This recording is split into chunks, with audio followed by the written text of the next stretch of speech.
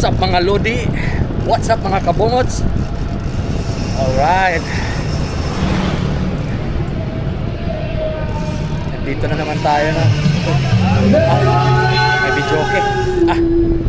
Aray. Alright,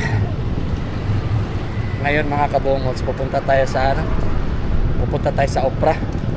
Kahapon medyo alanganin yung sa oras, pati ngayon alanganin pa rin, pero mas productive yung ano natin.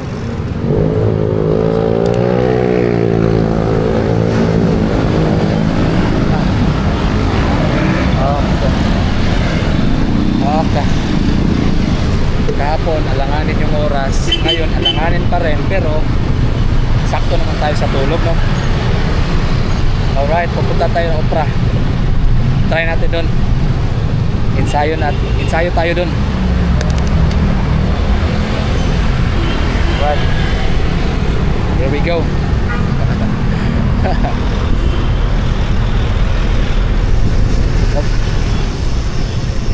Okay. Okay. Up. Up.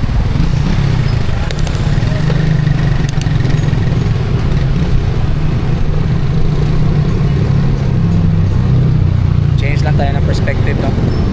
Papasok na tayo dito papunta Opera. Nasa gilid tayo ng Capitol.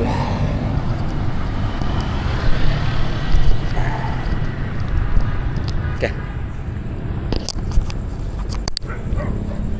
Okay. Nasa gilid lang tayo ng Capitol ngayon, papunta tayo ng Opera. Hops. Lang.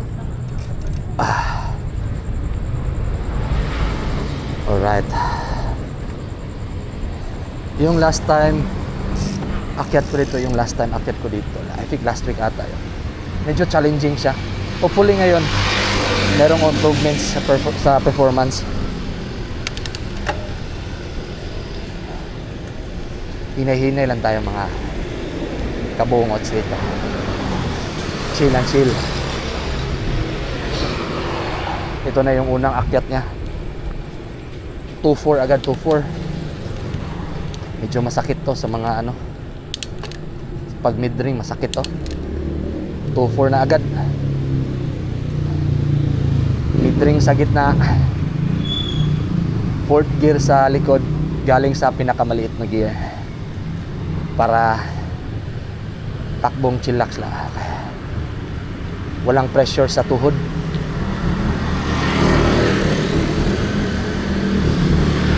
Ito yung mga matagal kong mag-gets noon.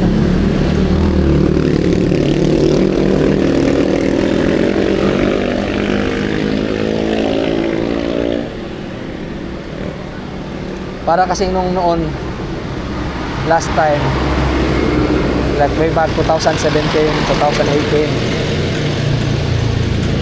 2019, para kasi akong atat na atat. Yun pala, yung mindset ko gusto mabilis. Ito, pangalawang akyat.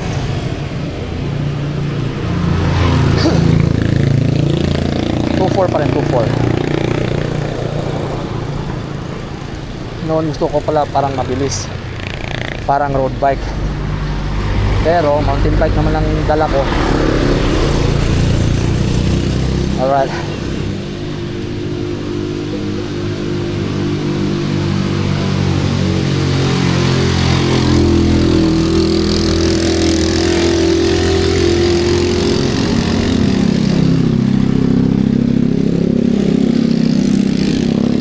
Din tayo ngayon mga boss.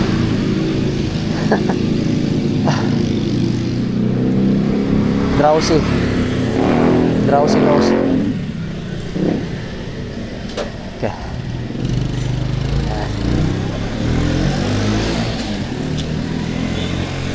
Okay, may nasiraan ng motor. Steady, 2-4 lang tayo. Okay.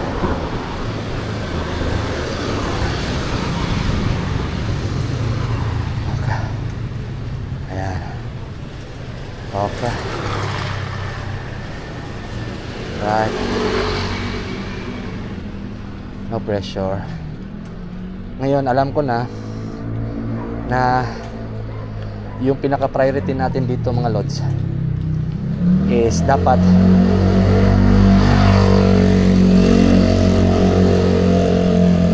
carry ng tuhod natin yung padjak, regardless if mabilis or mahina yung takbo. Dapat hahanapin natin yung gear na sustainable. Right.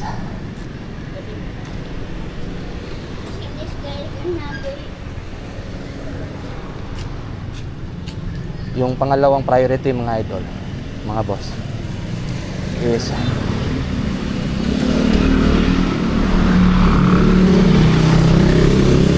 yung pangalawang priority is dapat regardless if mabilis or mahina yung speed, dapat nakafocus sa balance sa manobela. Sometimes kasi nagra-ride ako ng plane lang, yung nasa plane lang, feeling ko yung the way ako mag-balance is dependent dun sa high gear. So pag naka-high gear ako, kampante ako sa balancing ng manobela.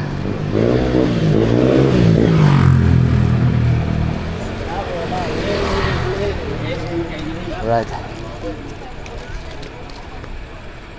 Pero pag mahina yung takbo ng bisikleta, parang a little bit rattle mode sa pagbabalance ng manobela. So ngayon, pag nakaakyat tayo mga lods, sa patag pa lang, dapat pala mina-mindset natin na mahina, slow lang yung speed para mag-adapt agad yung mind natin na magbabalance tayo on slow speed.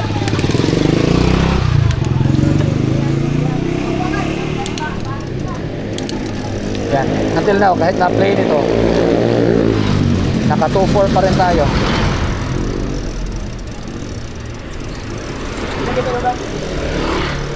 Well,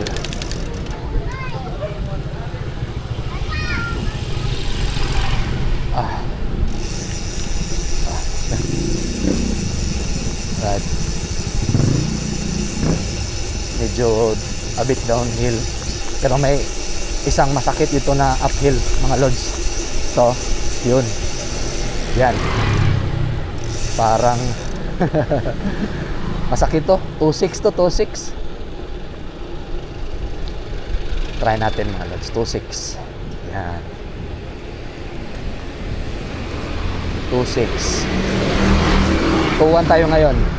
Yan, 2.2 at 2.3.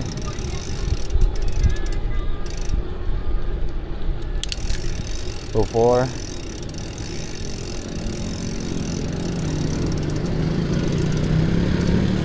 Try natin 2.4 muna. Hihigpit kasi to eh. Ayun. Yan. 2.4 na, 2.4. Ayun, matigas na. 2.6 na. Yan. Yan. Okay. Softer na, 2.6. Right. Ito yung mga sinasabi ko lods. Mahina yung speed mo, yung cadence mo is same lang pa rin sa plane, pero yung speed mahina. So parang high speed ka talaga. I mean, yung the way ka mag-balance is na tayo, nakampante tayo sa high speed, pero sa low speed hindi pa. Kaya yung send ng signal ng brain natin sa pag mahina yung speed at saka medyo parang rattle mode yung balancing ng manobela, bibilisan natin yung cadence Pag binilisan natin yung cadence, tataas yung heart rate. At pag tataas yung heart rate, ayun, mahirapan ka na huminga. Ayan, dito na tayo sa mag right turn tayo mga lods. Doon pupunta tayo sa Boy Scout doon soon. Pero dito muna tayo. Okay. Oy. Oy. Oy. Oy. Basa. Matubig. Oy. Oy. Oy. Oy. Oy. Oy. Oy. Oy. Oy. Oy.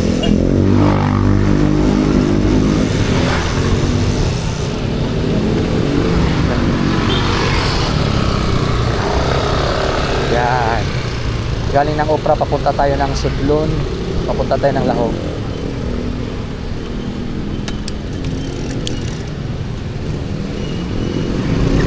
Nag 1 gear na ako mga boss. 1-2 na to, 1-2. 1-2, 3-4.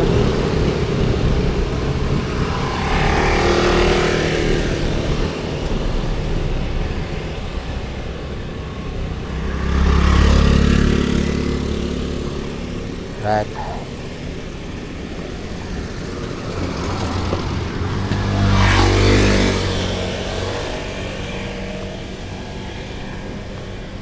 So, ikatatlong ikatatlong change gear na natin.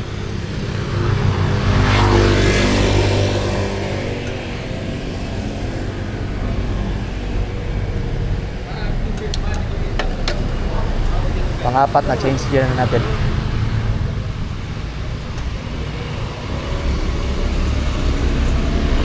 Pang-limang change gear natin. Masakit to dito, lods. Ito yung sinasabi ko. Pag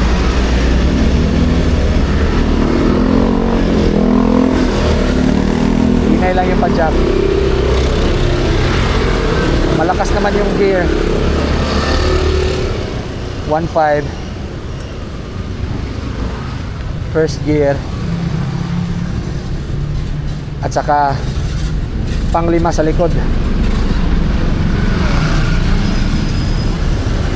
Okay, kaya. Slow lang yung cadence. Parang one loop per second lang. 1, 2, 3, 4, 5. 5. So 1.6 pala yung natin mga boss.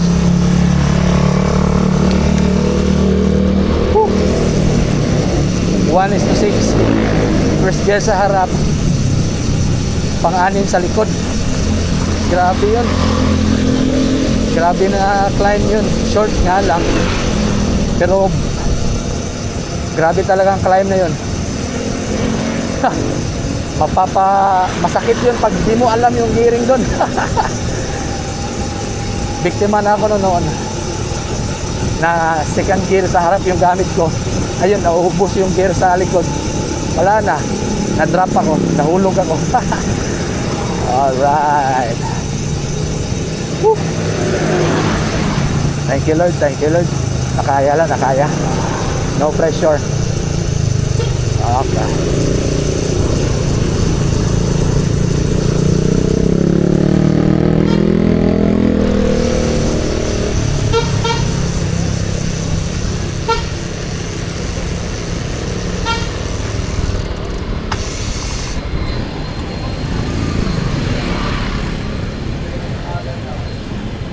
Alright.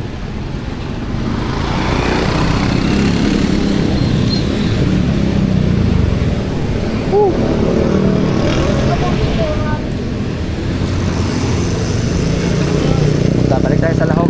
Okay.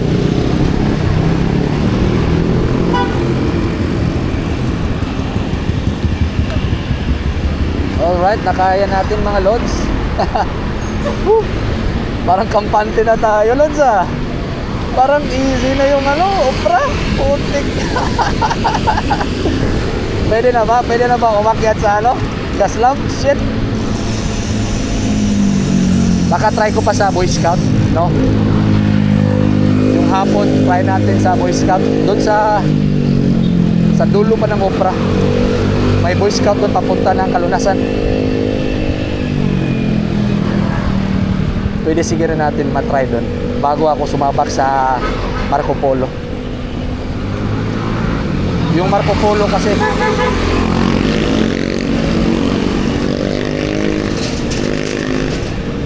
Polo kasi ang haba ng ano, steep climb.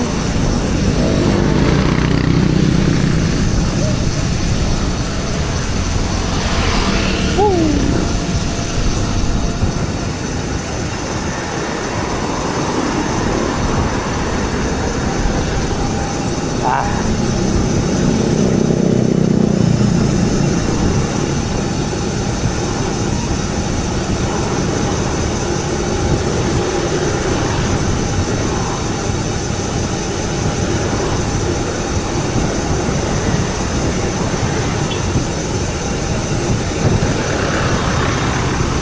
Yeah.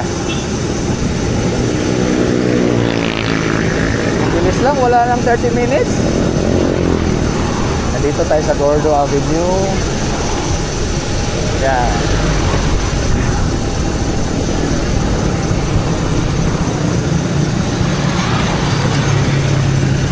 Wow.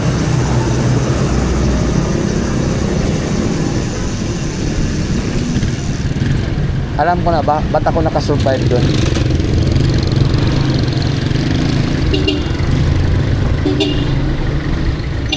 May climb din kasi doon sa Quintulimbo, similar lang sila pala.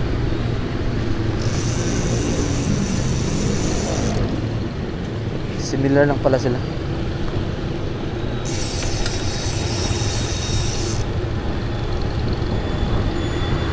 Pero wala na tayong oras. Try natin sa next vlog natin mga lods. Ang saya ko ngayon. Kala ko mahihirapan ako masyado. Kala ko hindi ako makapag salita. Pero kaya-kaya. Yun. Nag-overthink lang talaga ako, no? Alright. Yeah.